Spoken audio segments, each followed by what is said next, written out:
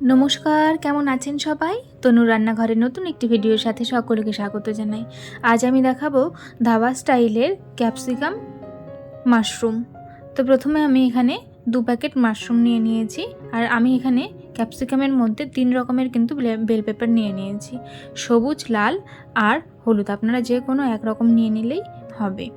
तारपरे एखाने 10 থেকে 12 কোয়া मतन रसुन निये निয়েছি একটা বড় সাইজের টমেটো, একটা বড় সাইজের পেঁয়াজ একদম কুচিয়ে নিয়েছি, সাথে এখানে নিয়ে নিয়েছি 2 ইঞ্চি মতন আদা যেটাকে আমি পেস্ট করব, আর তার সাথে নিয়ে নিয়েছি কাঁচা লঙ্কা একটু বড় বড় করে কুচিয়ে।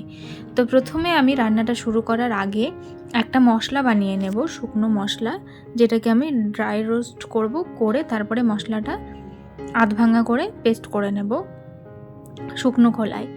তো এই মশলাটা দেওয়ার জন্যই কিন্তু ওই রকম টেস্ট আসে। আপনারা এই রেসিপিটি অবশ্যই কিন্তু ধাবা বা বড় কোনো হোটেলে অবশ্যই কিন্তু এই রেসিপিটি পাবেন, ক্যাপসিকাম মাশরুম।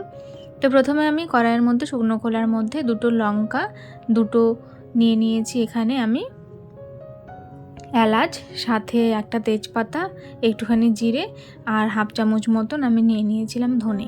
তো সব কটাকে আমি ভালো করে তুলে নিয়েছি ভেজে, এটা কিন্তু আমি শিলনোড়ায় গুঁড়ো করেছি, আপনারা চাইলে মিক্সিতেও করতে পারেন।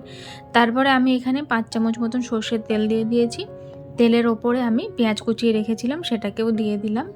পেঁয়াজটা একটু নাড়াচাড়া করে নিয়ে এখানে আমি দিয়ে দিলাম আদা রসুন পেস্টটা, যেটা আমি মশলার মধ্যে নিয়েছিলাম।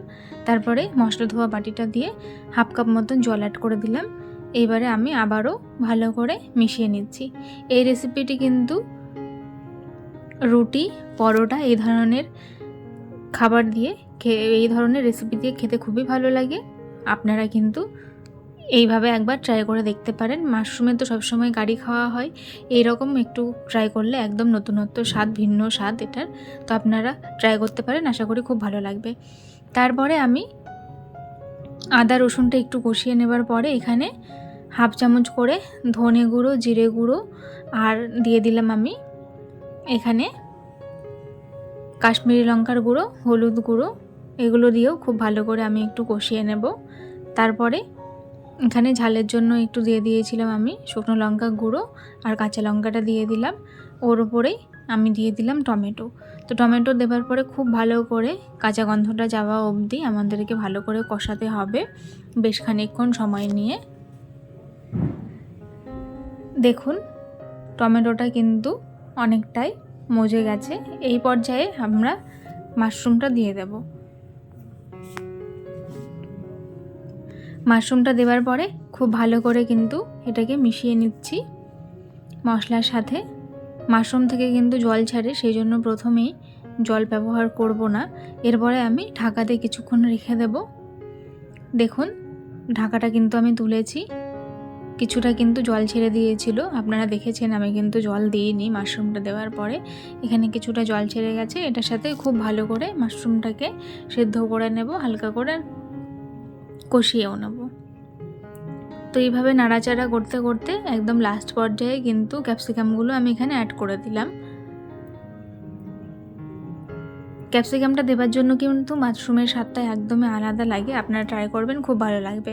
তো কে কোথা থেকে ভিডিওগুলো দেখছেন অবশ্যই জানাতে ভুলবেন না।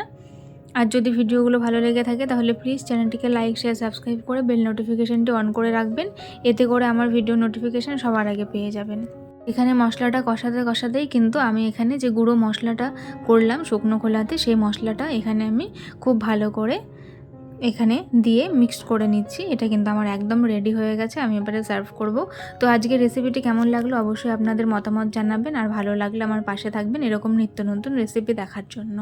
তো আজ তবে চলি, দেখা হবে আরও একদিন আরেকটি ভিডিওর সাথে। ততক্ষণের জন্য আপনারা খুব ভালো থাকবেন, সুস্থ থাকবেন, সাবধানে থাকবেন। দেখা হবে আরও একদিন আরেকটি ভিডিওর সাথে। ধন্যবাদ।